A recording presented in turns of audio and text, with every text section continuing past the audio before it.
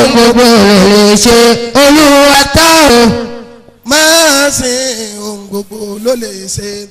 ẹ dákun torí ọ̀rọ̀. alákùnrin ṣe yìí. bàbá yìí ó tọ̀nà yẹ ó tọ̀nà tá a wà yìí ẹ dákẹ́jọ́ tú bàbá tẹ̀ ṣe ohun gbogbo ló lè ṣe ohun gbogbo ló lè ṣe inna Allaha qadirun ala kulli shay. wọ́n ní kí a jẹ́ kí bàbá wa Alhaji Àgbà ó kọjá àwọn bàbá wa Alhaji Àgbà wọ́n ní ká jẹ́ kí wọ́n kọjá wọ́n ní kí a. ohun gbogbo ló lè ṣe ohun gbogbo ló lè ṣe. Olúwa ohun gbogbo ló lè ṣe ohun gbogbo ló lè ṣe olúwa táwọn gbọ́dọ̀ máa sìn. ohun gbogbo ló lè ṣe ala kulli shay ala kulli shay. Olúwa ala kulli shay ala kulli shay. dákun bá wa wí dáadáa. Allahu akbar. adúpẹ́ lọ́dọ̀ rẹ Ọlọ́run. Alhamdulillah. à ń tẹ́ bàbá wa Al-Sheikh Al-Hajj Sulaiman Al-Sheikh Al-Hajj Sulaiman Gawsu Zaman. أعوذ بالله من الشيطان الرجيم بسم الله الرحمن الرحيم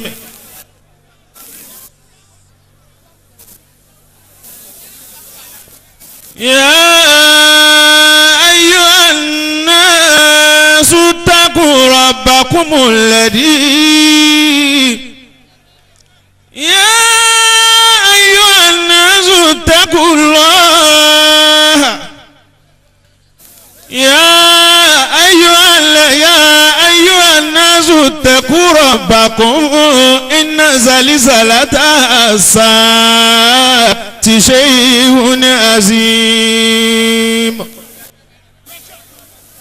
يوم ترونها تزال كل مرضعة عما أرضعت وتضع كل ذات حمل حملها وترى الناس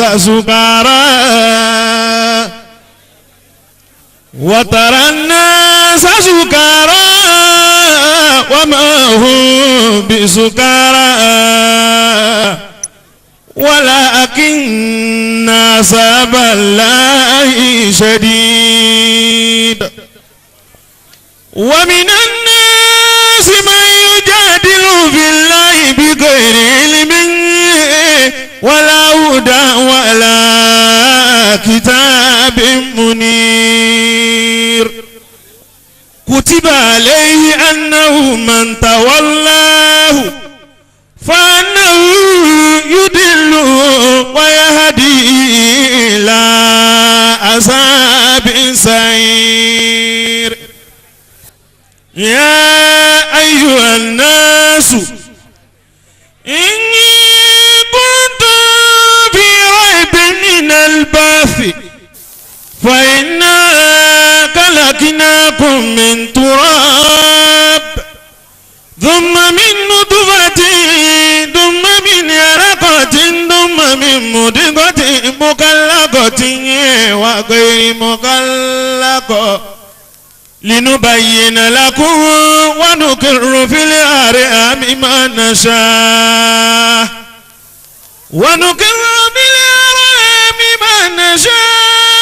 إلى أجل مسمى ثم نخرجكم طفلا ثم لتبلغوا أشدكم ومنكم من يتوفى ومنكم من يرد إلى رسل العمر لكي لا يعلم من بعد علم شيئا وترى الأرض هامدة فإذا أنزلنا عليها الماء اهتزت وربت وأنبتت من كل زوج بهيج ذلك بأن الله هو الحق وأنه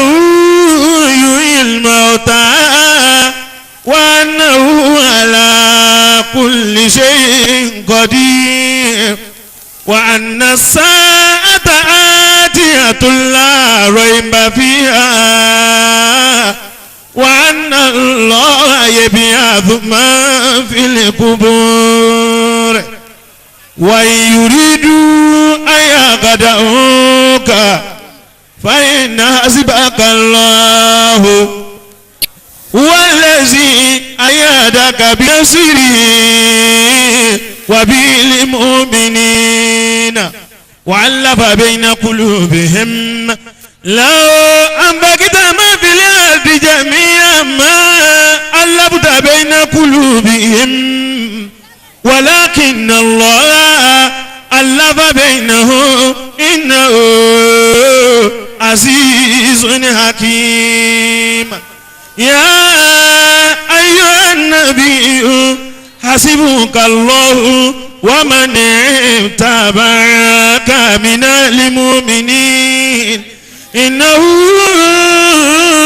من سليمان وإنه بسم الله الرحمن صدق الله العظيم.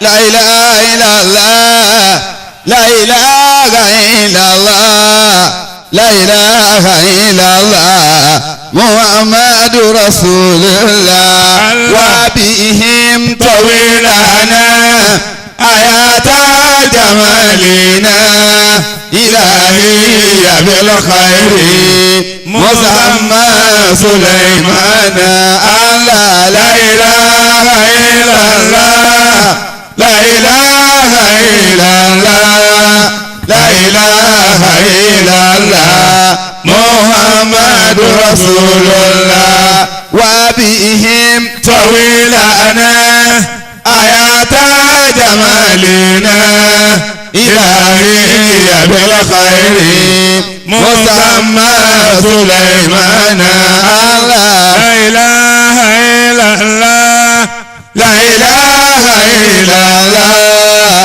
لا إله إلا الله محمد رسول الله سيدنا رسول الله عليه سلام الله لا من صلي على سيدنا محمد الفاتح لما قل قال والآتم لما سبق الناس بالحق بالحق والهادي إلى صراطك المستقيم وعلى آله وقدر العظيم سبحان ربك رب العزة عما يصفون والسلام على المرسلين والحمد لله رب العالمين. أدعت منا إلى روح مولانا قوس الأنام مولانا شيخ العجز سليمان أفعلكم مسكين بالله أدام الله حياته مع العافية والسلام آمين.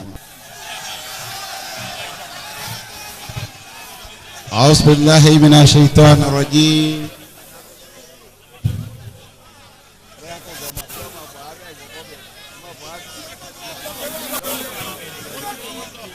أعوذ بالله من الشيطان الرجيم. بسم الله الرحمن الرحيم. اللهم صل على سيدنا محمد الفاتح لما أغلق وعلى آت بالمن سبق نادر الحق بالحق والهادي إلى صراطك المستقيم وعلى آله حق قدره ومقدار العظيم. آمين آمين. هدية مني إليك يا رسول الله صلى الله عليه وسلم. أكي الله أكبر.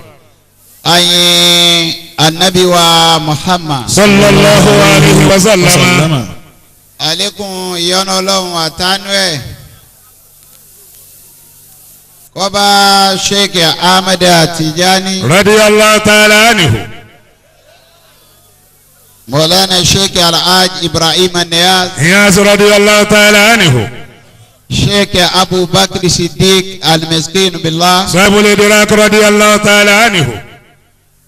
كوبا بابا صاحب ولاية الكبرى فضيلة الشيخ آدم عبد الله العلوري تغمده الله برحمته آمين. كوبا بابا مرحوم مفتي الكبير دكتور الآلة فضيلة الشيخ كمال الدين الخدم رحمة الله عليه.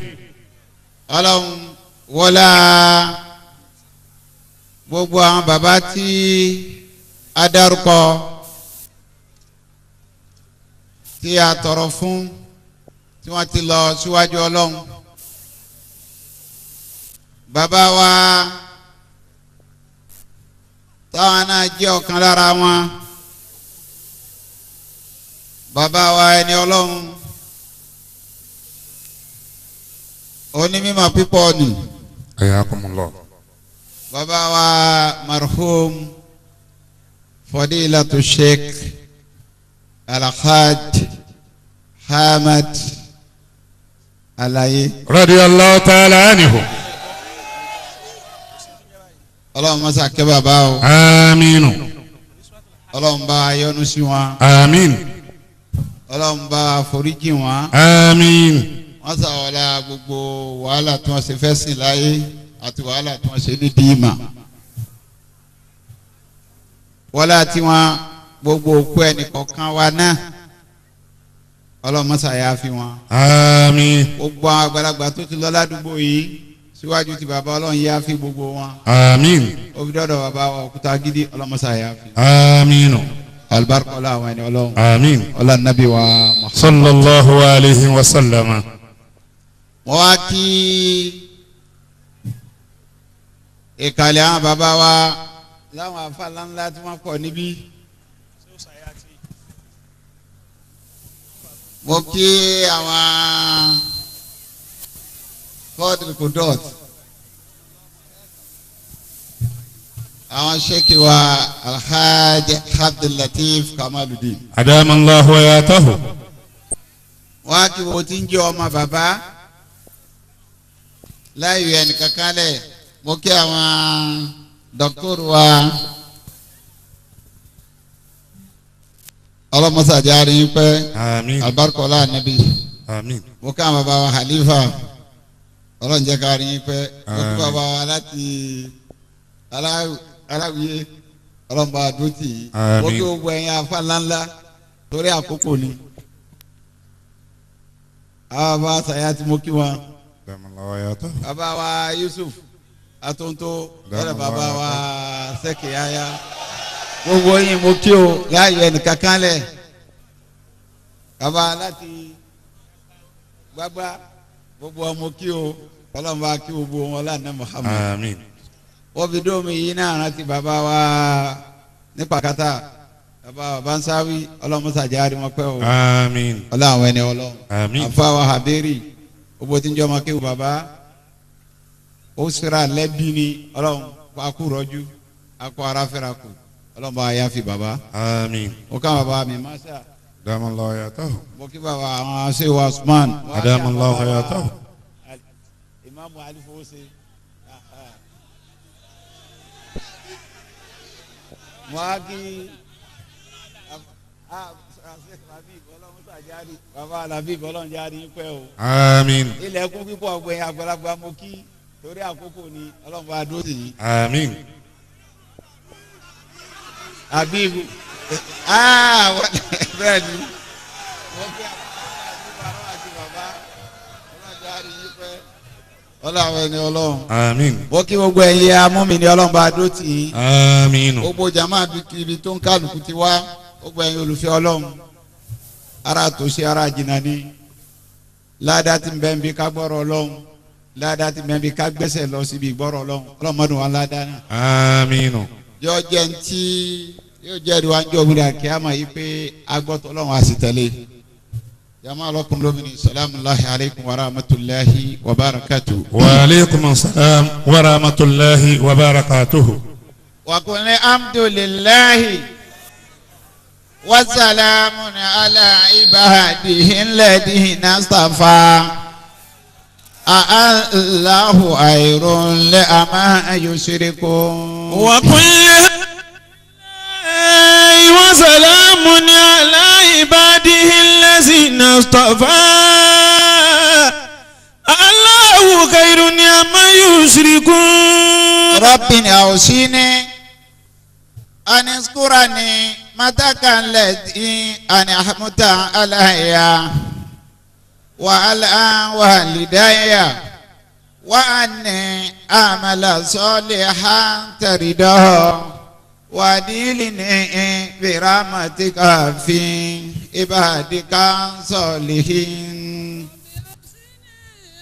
ذكر نعمتك التي أنعمت علي وعلى والدي وأن أعمل صالحا ترضاه وأدخلني برحمتك في عبادك الصالحين. وقالوا الحمد لله الذي أذهب الحسنى إن ربنا لغفور شكور. وقالوا الحمد لله الذي أذهب عنا الحزن إن ربنا لغفور شكور. ربي أديني موديالا صديقي وارجني مؤرجا صديقي وجعلني من لدنك سلطانا نصيرا.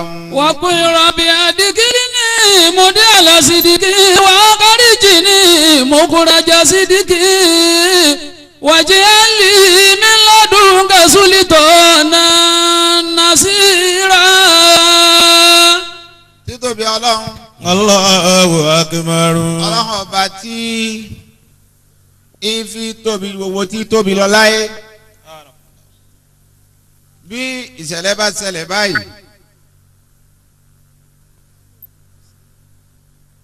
ìmọ̀ wá kí wọn ni ìmọ̀ wá láti wá ṣe wáàsí ni ìmọ̀ wá láti wá ṣàdúrà ni. Islam létò púpọ̀ nǹkan méjì ń bẹ nínú ẹ̀sìn wọ́n ń pè kan ní tania wọ́n ń pè kan ní tasia. Tania òun ni wọ́n ń pè ní alibajat wa sùúrù bí yẹn bá ṣàṣeyọrí tó ṣoríire Islam ní kákí àlọ́bẹ̀ àlọ́bà dùnnú ń ṣe graduation ni ń ṣe ìyàwó fọ́mọ ni ń sílé ni ń kó mọ ni gbogbo àṣeyọrí tí yẹn bá ṣe láyé Tania nìyẹn. Tasia alikabatu alihusunu alikabatu ni wọ́n ń pè bẹ́ẹ̀ bí nǹkan àbànújẹ́ bá kànyàn kéèyàn ṣàfẹ́kù nǹkan òun ní bí Tasia gẹ́gẹ́ bá a ṣe ṣàkíkùn tó wo ni bàbá tó lọ sọ́dọ̀ Ọlọ́run ká lọ bẹ́ẹ̀ kéèyàn lọ ṣe Tasia fún wọn súnà níjà sínú ẹ̀sìn. Wọ́n ní ọ̀kan náà àwọn àìmọ̀ Ìmáàmù Ṣàfi'í níjọ́ tí ọmọ Abdurrahman bin Mahdi tó kú ní Ṣàfi'í wà lọ́lọ́ ṣe Tasia fún ní wọ́n ń pè inna nu'azzika. Inna nu'azzika la anna lasiqatin minal hayati minal quludi walakin sunnata dini. قلوبي ولكن سنة ديني. وما المعذب باكي بعد فرقته ولا المعز ولو عاشا إلهيني ولا المعز ولو عاشا إلهيني. inna nu'azzika. إنا نعزيك لا أنا لاسقة. kódà àwa kí ọ yàní pé àwa bọ̀ kẹ́dùn inna la alasikati. لا أنا لاسقة. ẹsẹ̀ pàwọn náà ní nǹkan àrídájú kàtà bójúlé pé ẹni tó lọ ti lọ ẹni tó wà bí ò ní kú mọ́. من القلود ولكن سنة الدين. ó ní minal huludi pé àmọ́ abẹ́ láyé lọ gbére kò ṣeé ṣe ó ní àmọ́ káwá yìí sunnata dini sunna ni nínú ẹ̀sìn. وما المعذب. ìtọ́jọ́ jẹ́ sunna ní pé alukurani ti jó oyé wa yìí pé inna nahnu nuhyil mauta. ونكتب ما قدموا وآثاره وكل شيء أحصيناه في إمام مبين. àwọn ọlọ́run ọba إنا نحن نحيي الموتى ẹni tó kú ó ti kú wá wáyé àgbè dìde. ونكتب ما قدموا وآثارهم. nakutubu máa kọ́ dààmú wá sára hun máa kọ́ dààmú gbogbo téèyàn bá ṣe tó bá wà láyé inú ló kí ni àwẹ̀ lọ gbà ni sàká lọ yọ ni ájì lọ lọ ni ọkọ máa ń kéwù ni gbogbo tó bá ṣe lójú ayé rẹ̀ máa ká dẹ̀ mú wà á sára àwọn ni tí ń ṣẹlẹ̀ ńjọ́ bá ti kú ńjọ́ tí bàbá ti kú tí wọ́n gbé bàbá látara ẹ̀wẹ̀ wọn ni á sára àwọn ẹkínú sí wọn lánìí wọn gbé wọn sínú ilẹ̀ ní gbogbo tí wọ́n ń ṣẹlẹ̀ láti jọ́ọ̀nì. àtàrà àwọn nìyẹn ọlọ́ọ̀ni gbogbo ẹ̀ pátá. wa kulla shay'in ahsaynahu fi imamin mubin. ọlọ́ọ̀ni kulla shay'in ó ní gbogbo ẹ̀ pátá ahsaynahu fi imamin mubin. ìmáàmù mubinu alukur'ani ìmáàmù tafsiri ara wọn ìmáàmù ti bẹ̀rù kìí ṣe ìmáàmù èèyàn nítorí ọlọ́run náà lo ìmáàmù bòmí tí èyí ṣe ìmáàmù èèyàn ní wí ìgbà tí ń sọ yìí pé. yawma nad'u kulla unasin bi imamihim. ọlọ́run lọ́jọ́ tó jáde pé a máa pè yàn kọ̀ọ̀kan dìde bí imamihim pẹ̀lú ìmáàmù rẹ̀. famani u. bá wa dúró ń tòsí tí ó wo tíra jìnnà a máa wá lò nílò ìmáàmù àdúgbò àbí ìmáàmù jamiu ń gbé yàrá pẹ̀lú ìdìde pẹ̀lú mọ́mọ́ àdúgbò wọn tàpẹ́lẹ́ ìdìde pẹ̀lú mọ́mọ́ àdúgbò wọn àti ntọ́lá wọn bá ń rí fáàsì níbẹ̀ ni kìí ṣe ìmáàmù èèyàn báyìí ìmáàmù tọ́lọ̀ ń rí fáàsì tíra ni níta bá ti síwájú ó ti di ìmáàmù nǹkan tó kọ̀dámà síwájú. yawma nad'u. nígbà tí ó ń kálukú ọmọ akẹ́kọ̀ọ́ tó wá kọ pírójẹ́tì tán tó fẹ́ dìfẹ́ǹdì pírójẹ́tì rẹ̀ ọlọ́run lọ́jọ́ tó ń kálukú bá dé pẹ̀lú tíra rẹ̀. faman utiya kitabahu bi yaminihi. ọlọ́run lẹ́nu tó bá gba tíra ń jọ́nà pẹ̀lú ọwọ́ ọ̀tún o. fa ulaika yakra'una kitabahum wala yuzlamuna fatila. ọ̀tẹ̀ iná nínú ìlú ta ونكتم ما قدموا وآثارهم وكل شيء أحصيناه في إمام مبين. ní fi ń jásí pé kóńkálùkù ọwọ́ báyìí bá a ṣe pé yìí wọ́n máa fi fọ́tò ẹ̀ràn bàbá inú àṣàrà òun nìyẹn wàkùnlá sí ẹ̀yìn àṣẹ náà. في إمام مبين. ìwà wa bẹ́ẹ̀ ká sì wá pé ọ̀nkálùkù ọmọ wa àmọ̀ sàdúrà ẹni tí ó ṣe wá sí ó ṣe wá sí bọ́bá wa ṣẹlẹ̀ báyìí wá sí láì kọ̀ọ̀kan ó ní fọ́tò tí ń gbé ọ̀tọ̀ ni wá sí olówó ọ̀tọ̀ ni wá sí ọba ọ̀tọ̀ ni wá sí tá a ṣe fónípò ọ̀tọ̀ ni wá sí tá a ṣe fáàfáà nítorí ọlọ́run ti jó yẹ wáyé pé ó ní wá sí. قد جاءتكم موعظة من ربكم وشفاء لما في الصدور وهدى ورحمة للمؤمنين قل بفضل الله وبرحمته وبذلك فليفرحوا هو خير مما يجمعون. ìtura pè ní wàásù ni kájàgbé máyà kádẹ́rùbà èyí ń wà fẹ́ni tí ọ̀gbọ́n gbọ́wọ́ tó jẹ́ gèfèrí amẹ́ni bá jẹ́ múmìnì wàásù tiẹ̀ ìrántí lọ́lọ́ ní àṣẹ fún pé. فذكر فإن ذكرى تنفع المؤمنين فإن الذكرى تنفع المؤمنين. àwa dé àyàwọn àgbàlagbà adáyàwọn ẹni ọlọ́run tí wọ́n wáyé tí wọ́n sì rí nǹkan ṣe nínú ayé wọ́n sì wà nínú ẹ̀dá tọ́lọ́run pọ́nlé torí ọlọ́run ọba pọ́n mi èèyàn lé pípọ̀ ọlọ́run dá ntọ́pọ̀ ọ̀nà wáyé alukuma aláta alamuna àmánu ntọ́ dá tó pọ́nlé ọmọ èèyàn ni ọ̀pọ̀ ọmọ èèyàn lé níjọ́ tí ń bẹ láyé ọ̀pọ̀ ọmọ èèyàn lé níjọ́ tí ò sí ń bẹ ìpọ́n ọmọ èèyàn lé níjọ́ tí ń bẹ láyé ní fún wàlúkàdé karramna bani Adama. وحملناهم في البر والبحر ورزقناهم من الطيبات وفضلناهم على كثير من عباده المؤمنين مما خلقنا تفضيلا. ìpọ́n ọmọ èèyàn lé nìyẹn ẹlẹ́ẹ̀kejì níbẹ̀ èyí ń jẹ́ pé ọlọ́run kọ́ mi ẹ̀yẹ́ níjọ́ tí bẹ́ẹ̀ láì gbogbo èyí tó lọ́n kà kalẹ̀ yìí pé karramna bani Adama wà má náà fúlibá. البر والبحر. ìbátan wọn fọdẹ́nu alákẹ́sí ní tẹ̀fídìlá gbogbo eléyìí àpọ́nlé tójú ayé nìyẹn àpọ́nlé ńjọ́tọ̀ mi èèyàn ò sí bẹ́ẹ̀ mọ́ gbogbo ntọ́lọ́run dánú ntọ́lọ́run dání dábà àmọ́ torí kọ́ fẹ́ pọ́n wà lé ọwọ́ amúdábà ó lè máa para wa tìlú nábà ń. واتل عليهم نبأ بني آدم بالحق إذ قربا قربانا فتقبل من أحدهما ولم يتقبل من الآخر قال لأقتلنك قال إنما يتقبل الله من المتقين لئن بسطت إلي يدك لتقتلني ما أنا بباسط يدي إليك لأقتلك إني أريد أن تبوء باسمي واسمك فتكون من أصحاب النار. ìpọ́nmọ̀ èèyàn lé ẹlẹ́ẹ̀kejì nìyẹn lọ́fà ìjọ tí àwọn ọmọ anabi Adam Kábílà àti Ábílà tọkàn wá pa kan kò wá máa bó ṣe fẹ́ ṣe é mọ́ ó sì ti dojora máa lọ́wọ́ nítorí bọ́lá ń fẹ́ pọ́n mi èèyàn lé pé ká má wéèsì ọkùn alẹ́ lójú ayé ó tún fẹ́ pa alẹ́ ńgbà àkútán ọlọ́run wá gbé ẹ̀dá bíi tiwa náà fọ́dá méjì ọlọ́run wá gbé àdìde. فبعث الله غرابا يبحث في الأرض ليريه كيف يواري سوءة أخيه. ọlọ́run kànákànná méjèèjì ẹ máa wá bára yín jà kẹ́ para yín kẹ́ bí Kábílà àti Ábílà sì para wọn. قال يا ويلتى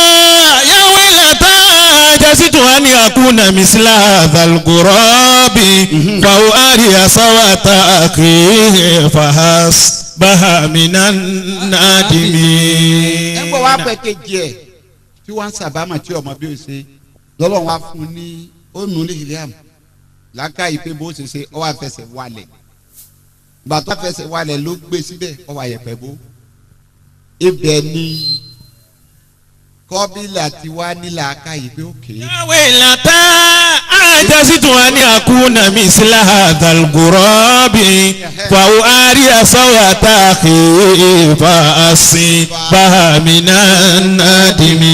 ìgbà ló ti wá di pé wọ́n ń sàbámọ̀ lọ́wọ́ ní òkè bí kánnakánná ẹsẹ̀ ìjẹ́bi náà ò ṣe bẹ́ẹ̀ wọ́n wá bà sí ní ọmọ ayé ẹ̀tọ́ pa. ìyẹn fi ń jásí pé àpọ́nlé tọ́lọ̀ ń ṣe fún wa lójú ayé ó ṣe fún wa nígbà kú òun lọ́fà tá ní Muhammad sallallahu alayhi wa sallam tá ànábì fi jòkó wọ́n wá ń gbé òkú Yẹhudi kọjá ànábì wá dìde sallallahu alayhi wa sallam àwọn sábà wá ń wò pé kí lọ́kọ̀ ń pa òkú Yẹhudi tó ti kú tó wá torí ẹ̀ tó dìde ànábì wá ń sọ fún wa yìí pé lẹ́tù náfsù yàrá pé náfsà pé ẹ̀mí ti ń bẹ lọ́rùn yín sóhun kí n bẹ lẹ́nu tiẹ̀ ní tiẹ̀ ló tẹ̀hún. àpọ́nlé tọ́nà sí fọ́ọ̀mà nìyẹn ló débẹ̀ ọ wá pọ́n wálé nínú àpọ́nlé tó wá ṣe fún wa nì ní fi ń jásí pé gbogbo nǹkan láyé mọ́tò wá síjọ ní yìí pé kò sí tó níbẹ̀rẹ̀ tí ó lópin àyèmọ̀bẹ̀rẹ̀ Ọlọ́run ni ọ̀dí á lè mọ̀ pín ẹ̀ gbogbo ntẹ́dà bá ti mọ̀ bẹ̀rẹ̀ rẹ̀ láyé ó mọ̀ pín ẹ̀ náà ni bọ́ ọ bá lọ́nu igi ọmọ bẹ̀rẹ̀ igi Al-Qur'ani sọ bẹ̀rẹ̀ tí ń jẹ́ àwọn àṣìjáàrú bí wọ́n ti bẹ̀rẹ̀ fún wa ó sì sọ yí pé yóò tàn bẹ́ẹ̀ ni ayé ó sọ bẹ̀rẹ̀ ayé Ọlọ́run sọ yí pé yóò tàn bẹ́ẹ̀ náà lèèyàn Ọlọ́run sọ bẹ̀rẹ̀ èèyàn ó sì sọ yí pé bẹ̀rẹ̀ yín náà ẹ̀ tàn ìbẹ̀rẹ̀ igi ni tó bá lọ sí Suratul Hajj ibi tí gbogbo àṣìjáàrú tó ti dé ní Suratul Hajj àyà kan lọ́wọ́ bẹ̀rẹ̀ Ọlọ́run ti jó yé wa yí pé ẹ bẹ̀rẹ̀ níjọ́ ẹ bẹ̀rẹ̀ ń bẹ́ẹ̀ sì bẹ̀rẹ̀ náà lẹ́ẹ̀ parí. يا أيها الناس إن كنتم في ريب من البعث فإنا خلقناكم من تراب ثم من نطفة ثم من علقة ثم من مضغة مخلقة وغير مخلقة لنبين لكم ونقر في الأرحام ما نشاء ثم نخرجكم طفلا ثم لتبلغوا أشدكم ومنكم من يتوفى ومنكم من يرد إلى أرسل الأمر لكي لا يعلم من بعد علم شيئا وترى الأرض هامدة فإذا أنزلنا عليها الماء اهتزت وربت وأنبتت من كل زوج. ìjọ tí gbogbo àṣìjáàrú tó dé ìbẹ̀rẹ̀ wọn nìyẹn Ọlọ́run bí wọ́n ṣe bẹ̀rẹ̀ ni tí wọ́n di tútù tójò rọ̀ sílẹ̀ tí n tó tutù wá jáde tó wá di gbọ̀dọ̀gbọ̀dọ̀ wọ́n wá dùn rí wọ́n dùn wò ọlọ́run bó ṣe bẹ̀rẹ̀ ni yóò tán ọlọ́run níjọ́ tí yóò tán òun ni suratu sumur aya 21 ọlọ́run ní yóò tán àti níbi wọ́n ti bẹ̀rẹ̀ ìbẹ̀rẹ̀ nu àmọ́ ògbón tó bá bẹ̀rẹ̀ láyọ̀ gbọ́dọ̀ tán ni. alamtara ọlọ́run lórí ni àbórí. anna Allah anzala minas samai ma'an fasalakahu yanbi'a fil ardi thumma yukhriju bihi zar'an mukhtalifan alwanuhu thumma yahiju fatarahu musfarran thumma yaj'aluhu hutaman inna fi dhalika ladhikra liulil albab. gbẹ̀dẹ́gbẹ̀dẹ́ tọ́wádì hùtọ́ mọ́ ọ̀tán náà nù. ọlọ́run ní bí àwọn àsìjárù wọ̀nyí tá à ń wò yìí má ṣe bẹ̀rẹ̀ tí wọ́n tán ni àsáyé tá à ń lò gan ó níjọ́ bẹ̀rẹ̀ ó sì níjọ́ tí ó parí. níjọ́ táyé bẹ̀rẹ̀ ní bá lọ sí suratu Ibrahim aya 19 níjọ́ ayé bẹ̀rẹ̀ ní alukurani lọ sọ fún wa kó ní bẹ̀rẹ̀. gbogbo nǹkan bá ti ní bẹ̀rẹ̀ yóò ní parí. alam tara ọlọ́run lórí ni àbórí. anna Allah khalaqa samawati wal arda bil haqqi. ọlọ́run níjọ́ ọmọ bẹ̀rẹ̀ ayé nìyẹn ẹjọ́ tí mi ọlọ́run ọba tí mo dá sánmà tilẹ̀ pẹ̀lú òótọ́. in yasha yuzibukum in yasha yuzibukum wa ya'ti bi khalqin jadid. wọ́n ní tó bá wẹ̀ mí ọlọ́run yusibukum màkò yín rẹ̀ ya'ti bi khalqin jadid máa máa yẹn tuntun wa ẹ̀ mọ̀. wa ma dhalika Allahi bi aziz. mo tún wá bẹ̀rẹ̀ ayé ni ẹ mà gbá ni àwọn kan lọ àwọn kò dé àwọn kan lọ àwọn kò dé àmọ́ bí ṣe bẹ̀rẹ̀ ni bẹ́ẹ̀ ni ó tán títàn rẹ̀ lọ́lọ́run sọ ní suratul Furqan aya 25 ọlọ́run ní báyìí ṣe bẹ̀rẹ̀ ńlá yóò tán. wa yawma tashaqqaqu sama'u bil ghamami wa nuzila al malaikatu tanzila al mulku yawma izinil haqqu lirrahmani wa kana yawman alal kafirina asira. ọlọ́run ní yawma tashaqqaqu al ard. wa yawma tashaqqaqu sama'u bil ghamam. ọlọ́run lọ́jọ́ táyọ̀ tánu sámà tá a máa ń tó mú dúró níjọba bá ti pé sámà wá mí tí wọ́n ń gbọ́n rìrìrìrìrìrìrìrìrì tí wọ́n máa sán pẹ́ẹ́ a máa sán pẹ́ẹ́ ọlọ́run lọ́jọ́ táyọ̀ tán nìyẹn. malaikatu tanzila. èmi mo ní sámà èmi mo di ẹrù sínú ẹ̀ mọ́ tí mo dì sínú ẹ̀ inú tí mo dì sínú ẹ̀ wà ní kó máa jáde àwọn màláíkà ọmọ wa sọ̀kalẹ̀ tanzila ní sísọ wọ́n máa sọ tẹ̀léra wọn gírì gírì gírì. almulku yawma izinil haqqu lirrahmani. almulku yawma izinil haqqu lirrahmani. ọlọ́ni màá wá tẹ́kọ̀ ọba oníjọba mọ́ olówó oníjólówó mọ́ aláṣẹ oníjàláṣẹ mọ́ kò sẹ́nìkan tí ó pàṣẹ ìkápọ̀jọ́ ní èmi ọlọ́run ọba ni mo níjọ́ náà. wa kana yawman alal kafirina asira.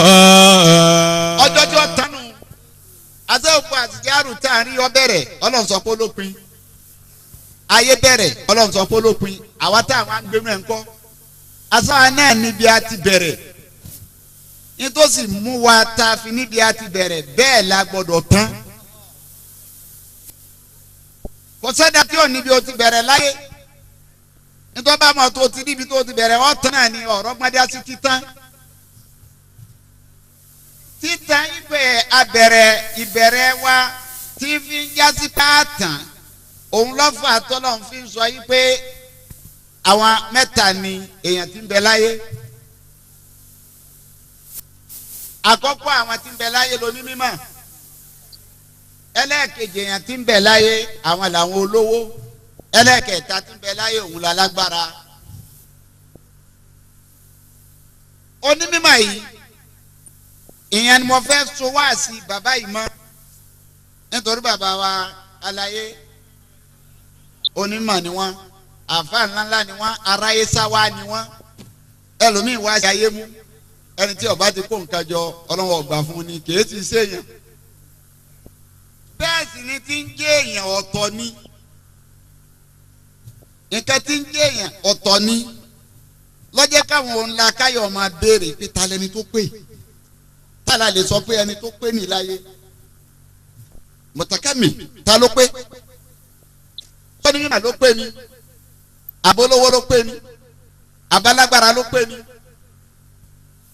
ìmọ̀ wọn fèsì ẹ̀ fún wa yìí pé inú àwọn mẹ́tẹ̀ẹ̀ta kò sẹ́ni ó pé nu wọn onínà náà gbé ó gbé tì olówó gbé ó gbé tì alágbára gbé ó gbé tì ibi tó ní mímọ́ ti gbé tó gbé tì ìran onímọ̀ kan ní ilé àbúrímádìkọ ọ̀kan náà àwọn àfáà kí ni mímọ́ làmúmínì. Lastu adiri, lastu adiri, lastu adiri, lastu adiri. Jitula. Adamu min aina walakin. Min aina walakinni ataitu. Bẹ́ẹ̀ni. Walakodi abusaritu kudami. Toriki wa amsaitu. Wasabuki mariyatun qadiyatun kebatitun kebabusaritu toriki lastu adiri lastu adiri lastu adiri lastu adiri. Iliya Abdulmadi òun ni ọ̀kan nínú àwọn àfáà tọ́já sí pé onímọ̀ ni wọ́n pè ọ̀jọ̀gbọ́n sì ni wọ́n ti wò pé ìwọ yìí ni a ti dákonu mímọ́ kò sí nǹkan tó mọ̀ àmọ́ ń tọ́wá yà wá lẹ́nu lọ́dọ̀ ilé Abdulmadi ni pé òun gan ó fèsì ibi tó ti wá tì ó ní la ànàlá alamu. Min aina walakinni ataitu. ó ní ànàlá alamu. Min aina walakinni ataitu.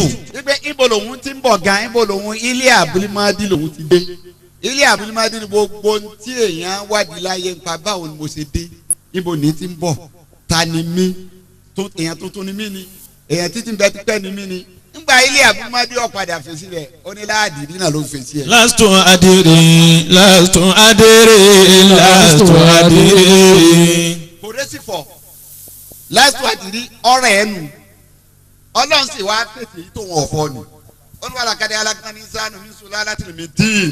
Walakodi khalaqnal insana min sulalatin min tin thumma ja'alnahu nutfatan fi qararin makin. ọlọ́run fèsì tí ilé Abdulmadi tóun ò rí fọ́ ọlọ́run fèsì ẹ̀ fún ipe àtọ́nímọ̀ náà ọ̀tán pa rẹ̀ wọ́n ṣe mùtàkámì. bẹ́ẹ̀ ni ọlọ́rọ̀ láàtọ̀ yìí kókè àwọn ẹlọ́dàbẹ̀ pé wọ́n spẹ́tà láyé ìjà àwọn náà pé arólówó tọ́jú ọlọ́rọ̀ nínú àtọ́lọ́rọ̀ láyé tọ́jú pé kò pé ọlọ́run nínú Kárúnà.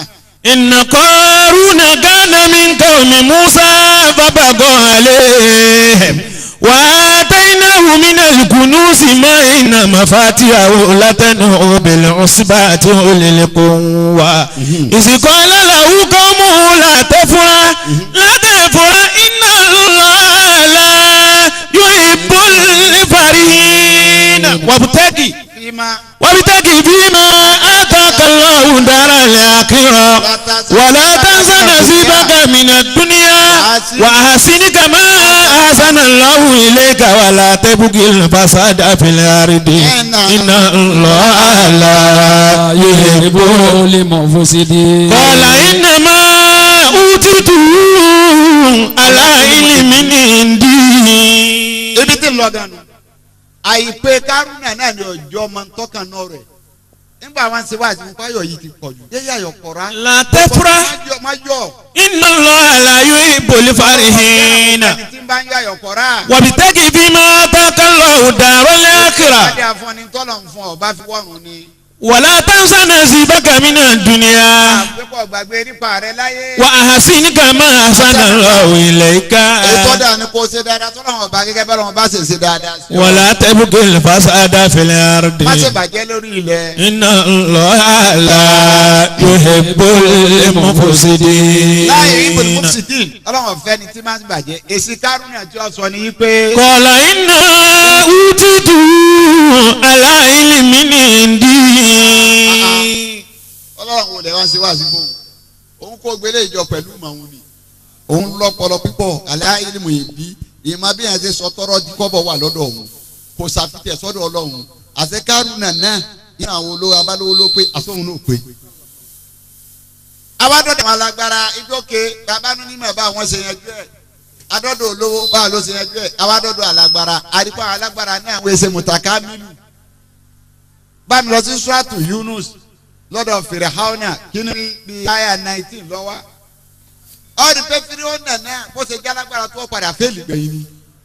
وجاوزنا ببني إسرائيل البحر فاتبعهم فرعون وجنوده بغيا وعدوا حتى إذا أدركه الغرق قال آمنت أنه لا إله إلا الذي آمنت به بنو إسرائيل وأنا من المسلمين. òun náà padà fẹ́ẹ̀lì nítorí bó ṣe lágbára tó padà tẹ̀lé náà ni.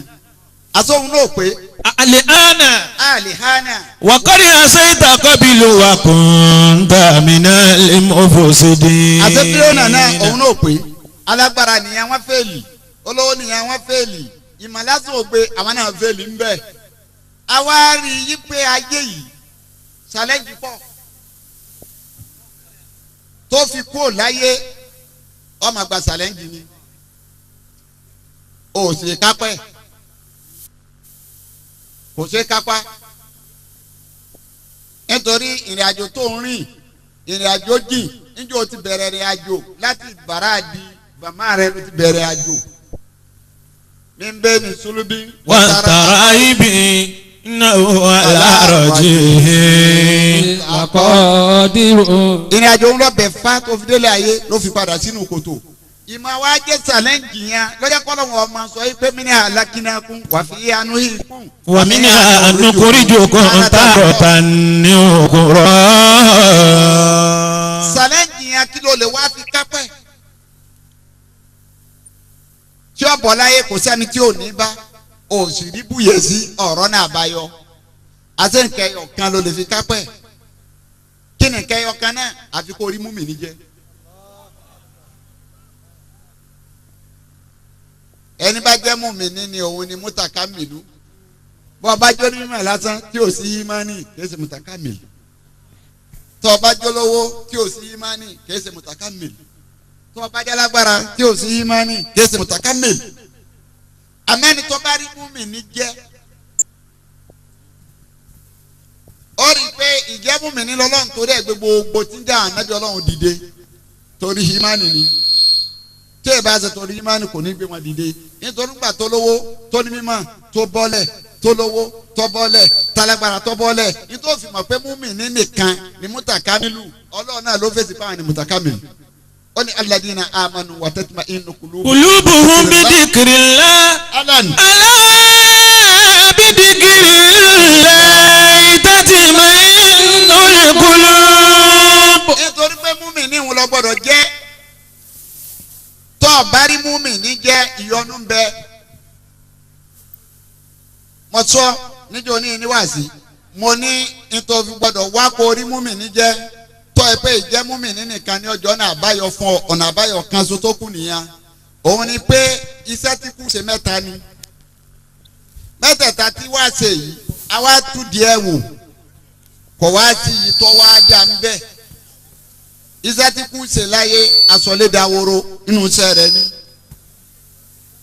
iṣẹ́ tí kù ṣe láyé ni nítorí kójọ láyé ikú àtúká inú iṣẹ́ tí kù ṣe ni aṣọ alágbára dọ̀lẹ́ inú iṣẹ́ tí kù ṣe ni ìsọ̀lédàwòrò bá mi lọ sí sóràtìlẹ̀ àkáfù ọlọ́run tí ó yẹ wá yí pé ilé ní ikú ní ìsọ̀lédàwòrò àdàbí pé wọn ò pàṣẹ ọlá ń bẹ̀rẹ̀.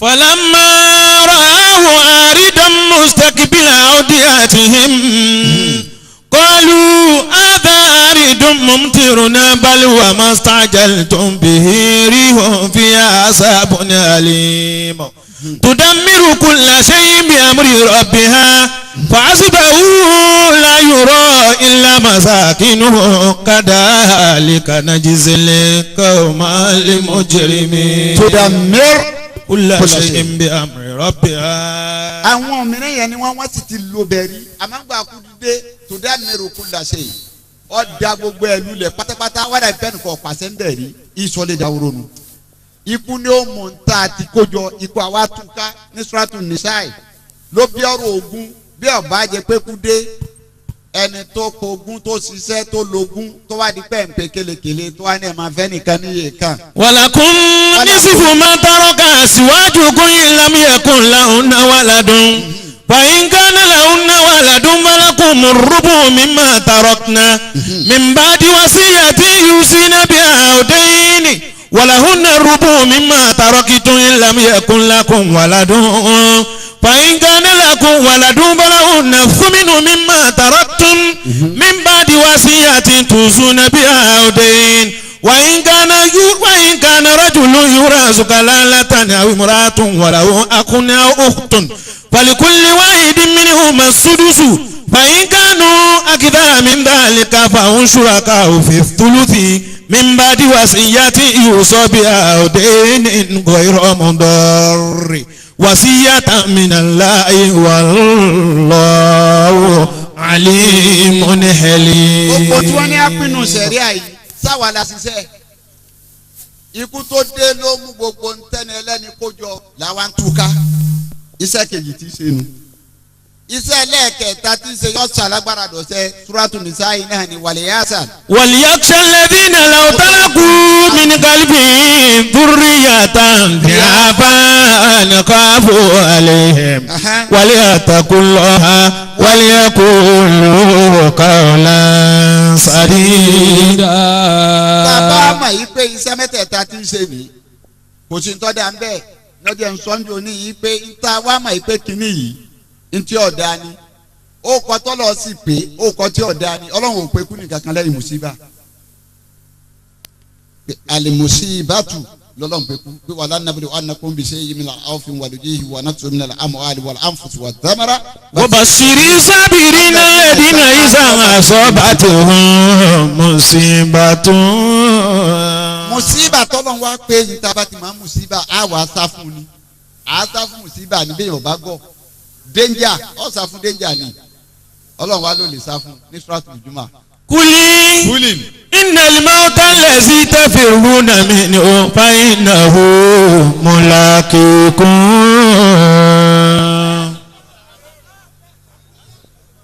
ọlọ́run ló lè sá.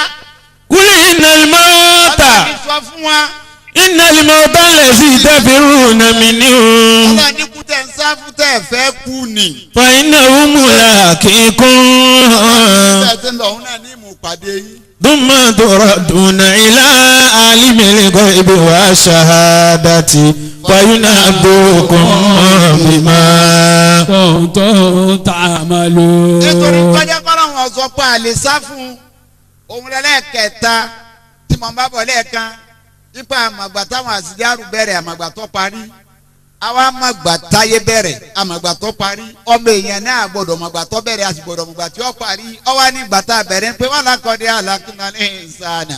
من سلالة من طين ثم جعلناه نطفة في قرار مكين. ilé àbúrúmádì ọba mẹ́sì èmi mẹ́sì ọlọ́run níjọ́ tẹ́ bẹ̀rẹ̀ òun sọ fún ọmọ bíi òun ti ń bọ̀ bí tẹ́ ẹ ti ń bẹ̀rẹ̀ jẹ́ ń sọ fún yín ọlọ́run níjọ́ من سلالة من طين ọlọ́run níjọ́ àròfọ̀ ni mo ti pilẹ̀ yín. ثم جعلناه نطفة في قرار مكين. àròfọ̀ yẹn náà mo sọ dàtọ̀ òun ni mo á lọ tọ́jú ẹ̀ sínú wúùmù mo tọ́jú ẹ̀ sí kọ̀rọ̀ kan mo ní kó ru ọmọ mú.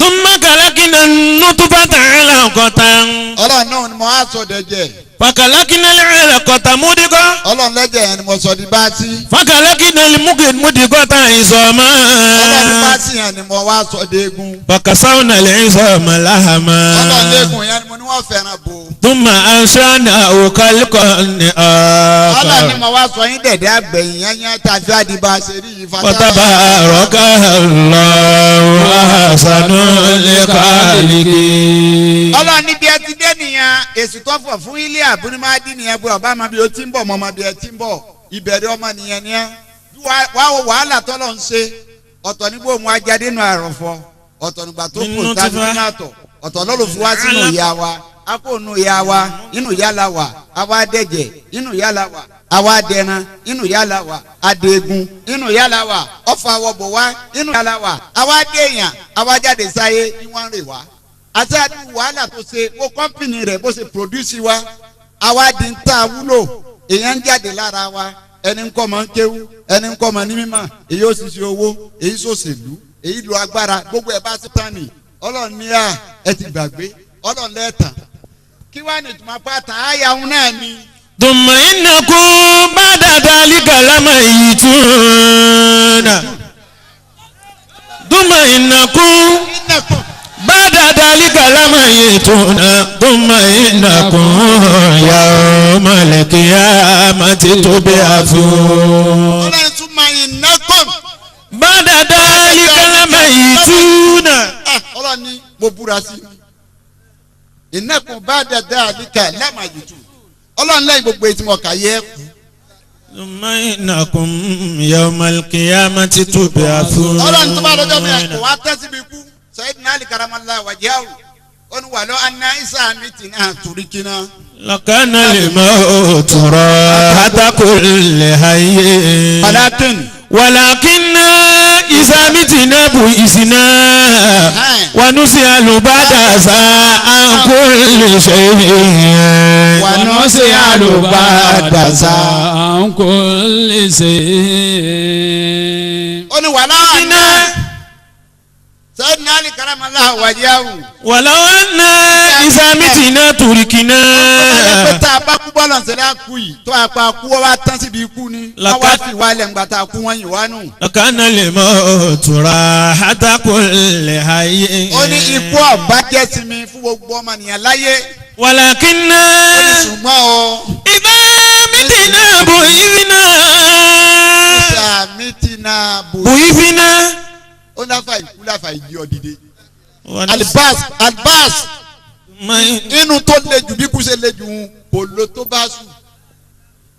ó rí kọ́lọ́ bá fẹ́ sọ yọmọ albas ó kọ́ tó lọ́n fún lálùpàá kìí so kọ̀ọ̀kan a ní yọmọ tagabun yọmọ isab yọmọ jẹsà yọmọ kiyam yọmọ din yọmọ basu náà ni tọ́lá lọ́mọ pọ́jọ́ wọn ò yí sí yọmọ basu yìí ni kò sẹ́ni tí ó dààmú lérí ẹ̀ àwọn amòlìdín wọ́n dààmú lérí ẹ̀ pé sọ pọ́síbù bá a ṣe wà yìí kí wọ́n rù wá bọ̀lẹ̀ kẹ́ni kó tó sọ pé á dìde àwọn anáyé yìí nìkan náà lọ tán sí. إن هي إلا حياتنا الدنيا نموت ونحيا وما يهلكنا إلا الدهر.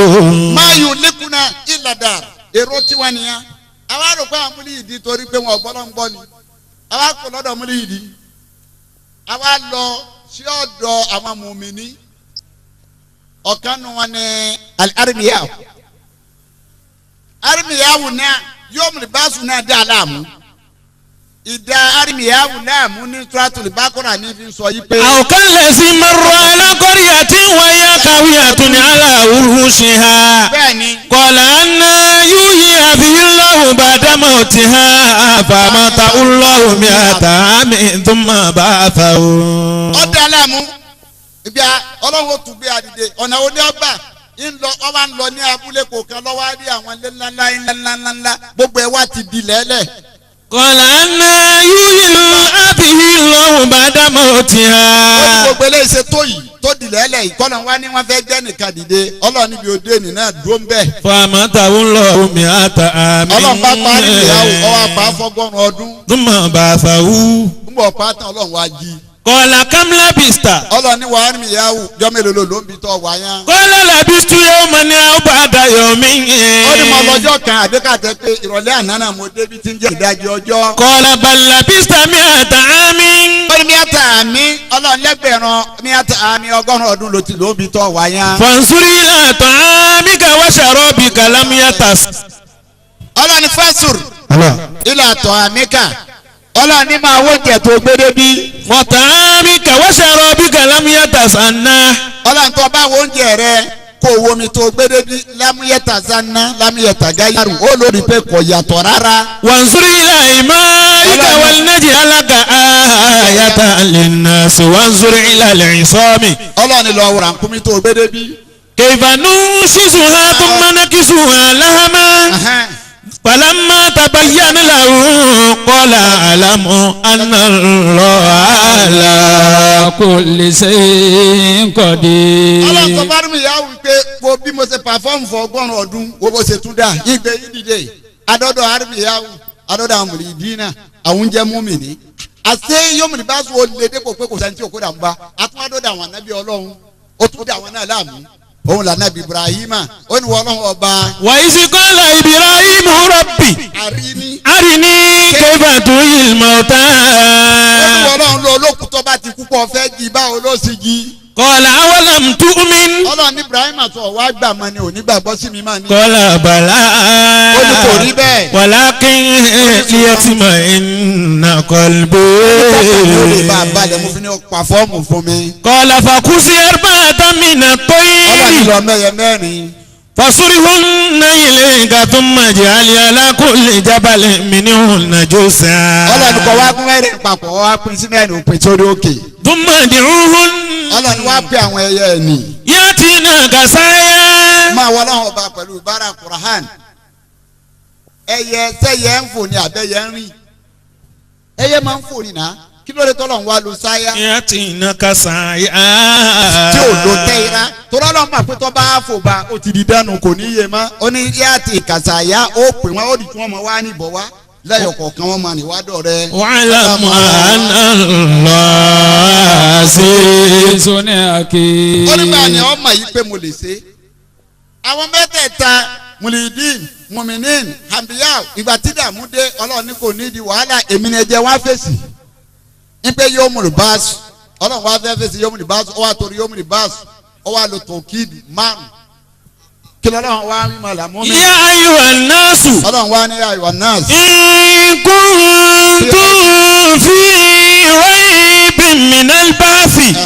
فإنا خلقناكم من تراب ثم من نطفة ثم من علقة مخلقة وغير مخلقة لنبين لكم ونقر في الأرحام ما نشاء إلى أجل مسمى ثم نخرجكم طفلا ثم لتبلغوا أشدكم ومنكم من يتوفى ومنكم من يراد إلى أرسل الأمور لكي لا يعلم من بعد علم شيئا وترى الأرض هامدة فإذا أنزلنا عليها الماء اهتزت وربت وأنبتت من كل زوج بهيج ذلك بأن الله هو الحق tọ́kídù àkọ́kọ́.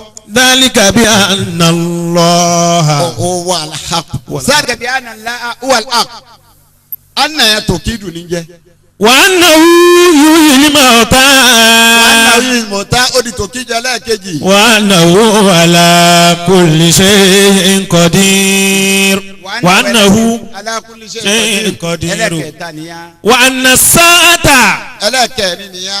أن الساعة آتية لا ريب فيها وأن الله يبعث من في القبور.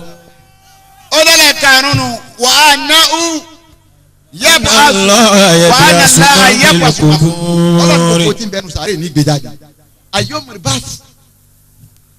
tọ́ba mà yí pé ọjọ́ tí wọ́n gbé ọ dìde lẹ́yìn ikú ọjọ́ tí wọ́n wá gbé ọ dìde tí wọ́n mọ̀ wá béèrè nǹkan kọ̀ọ̀kan náwó rẹ̀ wànú sí alùbádà sá àǹkùlù عن ṣe. كل شيء. wọ́n wá béèrè irun wọ́n béèrè àwẹ̀ wọ́n béèrè sàká wọ́n béèrè hajj. ونسأل بعد ذلك عن كل شيء. ẹlòmíì wá balance bí gbogbo ẹ̀sìn àmọ́ kò wá balance inú wa. ìwọ wa mú kùnà torí ní a bá ti béèrè gbogbo eléyìí ìwà wa lọ bẹ ẹ̀sìn ọgbọ́dọ̀ wá bí wọn ọwọ́ rẹ bí ó ṣe dá pẹ̀lú ẹ̀sìn nítorí tó ọba lọ sin Ọlọ́run tó ọba níwà ẹ̀sìn ọwọ́ àdánù. ọlọ́jà kọ̀ọ̀kan nínú àwọn sàhábà Sa'd ibn Abi Waqqas ọlọ́sọ̀rọ̀ kan bọ́fẹ́ fúnra ọ̀pọ̀rọ̀ náà ó ní ipò mẹ́ta làwọn èèyàn wà àwọn méjì tí wà lọ a lè rí wọn mọ́ ọwọ́ àkù kan kì bá dé afọ ọkọ wa májò kàn wọ́n bọ́mọ lọ́kọ̀ wà nù ẹlẹ́ẹ̀kẹta ni ó ní mẹ́ta ni wọ́n àwọn àgbéjì tí wà lọ ọwọ́ àṣẹkọ̀yọ̀ kan àwọn tọ́fà méjì ti lọ àwọn mẹ́tẹ̀ẹ̀ta yìí wá bá mi lọ sí Suratul Asr láti àyà kẹjọ dé àyà kẹwàá. للفقراء المهاجرين الذين أخرجوا من ديارهم وأموالهم يبتغون فضلا من الله ورضوانا. yuhibbuna man hajara ilayhim. ọba ti pé àyà kẹjọ ní dáyà kẹsàn àwọn pé àkọ́kọ́ nìyẹn kó dó mẹ́. lil fuqara'il muhajirina alladhina ukhriju min diyarihim wa amwalihim yabtaguna fadlan minallahi wa ridwana wa yansuruna Allaha wa rasulahu ulaika humus sadiquna. àwọn ẹni àkọ́kọ́ nìyẹn àwọn ti lọ bolo ti rírun wọn. ọwọ́ kó àwọn ẹlẹ́ẹ̀kejì. walladhina tabawwa'u ad-dara wal imana min qablihim. dára wàlí ìmánu min qablihi. yuhibbuna man hajara ilayhim wala yajiduna fi sudurihim hajatan mimma utu. àwọn múlítàbẹ̀ ẹlẹ́ẹ̀kejì. wa yuthiruna ala anfusihim walau kana bihim khasasa. ومن يوق شح نفسه فأولئك هم المفلحون. àwọn ẹlẹ́ẹ̀kejì ni àwọn ti lọ. a lè bá wọn má àmọ́ ẹlẹ́ẹ̀kẹta tó wá sẹ́kù ni àwọn àwọn onímọ̀lá. والذين جاءوا من بعدهم يقولون ربنا اغفر لنا ولإخواننا الذين سبقونا بالإيمان ولا تجعل في قلوبنا غلا للذين آمنوا ربنا إنك رؤوف رحيم. amẹ́lẹ̀kẹta nìyẹn amẹ́lẹ̀kẹta lọ́sẹ̀kọ̀ gbọ́dọ̀ wá nu àwọn àwo ní. والذين جاءوا من بعدهم. ó láwọn pé ẹ̀rọ àkọ́kọ́ ti lọ àwọn ẹni kejì ti lọ ó wá kó àwọn àlẹ́dí iná jẹ́ هم من بعدهم. àwọn tí wọ́n dé lẹ́yìn ìgbà wọn ti lọ àwọn àfáà ti lọ lẹ́yìn àwọn múmìnì ti lọ àwọn àṣẹ́kùbọ̀ àwọn ẹni rẹ̀ ṣé kàmáàlì ti lọ ṣé adama ti lọ ọ̀kan ló tún lọ nu wọn yìí wọ́n ti lọ bẹ́ẹ̀ àwọn tí wọ́n ti wá lọ ọ̀nì tí wọ́n níṣẹ́ wọ́n sì ṣe ọlọ́run pẹ̀lú bímọ tí wọ́n ti mọ wọ́n fi kọ́ àwọn èèyàn sẹ́sìn wọ́n gba ìdálọ́dọ̀ àwọn èèyàn wọ́n ta dáadáa fún wọn pẹ̀lú bímọ wọ́n ṣe mọ wọ́n fi ṣe wàhálà wọ́n so lòsìdó lówó pẹ̀lú bímọ wọ́n ṣe wọn wọ́n fi ṣe wàhálà wọ́n ṣàgàdọ́ lọ́mọ pẹ̀lú bímọ wọ́n ṣe wọn wọ́n ṣe wàhálà wọ́n sọ ọmọ anádọ́mọ àlìjẹ́nà wọ́n ṣiṣẹ́ yìí wọ́n lọ ìmọ̀ ọ̀pọ̀ lọ́dọ̀ tí wọ́n ń jọ náà àrí pòfẹ́sọ̀ pípọ̀ nu wọn àrí dọ́kítọ́rà pípọ̀ nu wọn èyí kó àwọn òbí òní sáádà nínú wọn kò sí rọ́bíà kò sí tòjí ilé náà wọ́n ti ké inú yẹ̀pẹ̀ wọ́n ti ké wọ́n dẹ̀ ṣiṣẹ́ iṣẹ́ ni wọ́n ṣe iṣẹ́ tí wọ́n ṣe lọ́lágbára àfa tó ṣe lálàdí kò ṣe jù bẹ́ẹ̀ lọ ó lè rí panu ẹ̀sìn amsina farida kò ṣe jù bẹ́ẹ̀ lọ ó lè rí panu ẹ̀sìn kọ́là sehu kò ṣe jù bẹ́ẹ̀ lọ ó lè rí panu ẹ̀sìn mujara dípọ̀ láyé lónìí àmọ́ aláṣeyọrí tó tó tàwọn eléyìí nì àwọn tí wọ́n ti lò kọnu wọn tí wọ́n lọ́mọ kéwú èyí fẹ́ bẹ́ kun èyí fi mọ̀ kun bàbá alájà àgbà wọ́n lọ́mọ kéwú wọ́n ṣiṣẹ́ láti kékeré wọ́n ṣiṣẹ́ fi wọnú lẹ́ni ṣé àdámà ọlọ́mọ kéwú ó ṣiṣẹ́ láti kékeré ó ṣiṣẹ́ wọnú lẹ́ni bẹ́ẹ̀ làfọ àkókóró bẹ́ẹ̀ làjọ ń gọ́rọ̀ bẹ́ẹ̀ ni kò bẹ́ kàràtú gbogbo àwọn wọ̀nyí pátá wọ́n ti lọ ọlọ́run nígbà wọn lọ tẹ́. والذين جاءوا من بعدهم يقولون ربنا. jáwú mi ń bá dì í inú jáwú mi ń bá dì í gbogbo wa wa ọlọ́run ní tẹ̀ bá wa máa ń tẹ̀wì èyí tí ọba dà kẹ́ mo wá wí nìyí pé o. ربنا اغفر لنا ولإخواننا الذين سبقونا بالإيمان. wọ́n lọ́wọ́ bá foríjì wa. ولإخواننا الذين سبقونا بالإيمان. tí wọ́n ti lọ síwájú wa gba àwọn àgbàlagbà tí wọ́n ti lọ tí wọ́n lọ pẹ̀lú gbàgbọ́ tí wọ́n lọ pẹ̀lú yímánì. ولا تجعل في قلوبنا غلا للذين آمنوا. máa bọ́ lọ́hùn. wala taj'al. في قلوبنا غلا للذين آمنوا. ọlọ́run ẹ̀dí ìdí tọrọ ẹ̀ ni pé ẹgbẹ́ lọ́hùn pé a gbọ́dọ̀ ráṣìṣe wọn a gbọ́dọ̀ rí bí wọ́n kù sí.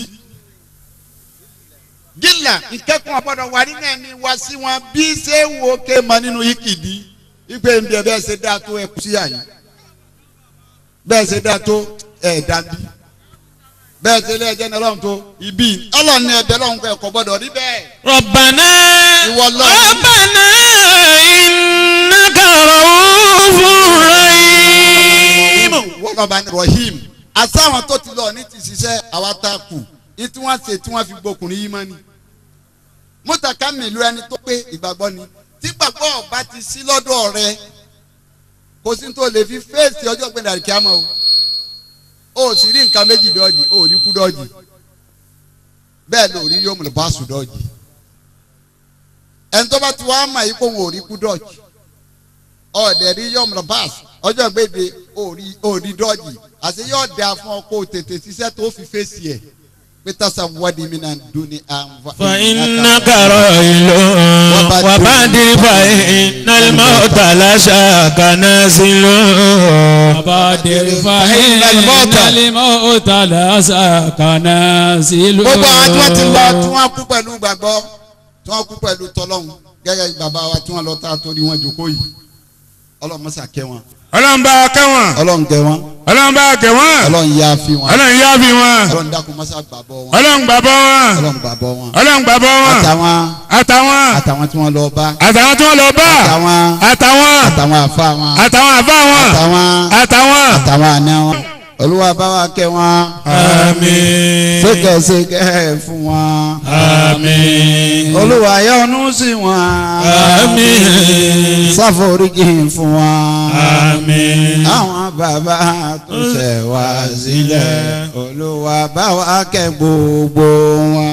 olúwa bá wa kẹ́ wọn ṣàforíjì fún wọn. olúwa yọ́nú sí wọn ṣìkẹ́ṣìkẹ́ fún wọn. bàbá wa Sheikh Ahmadu àtàwọn tó bí wọn.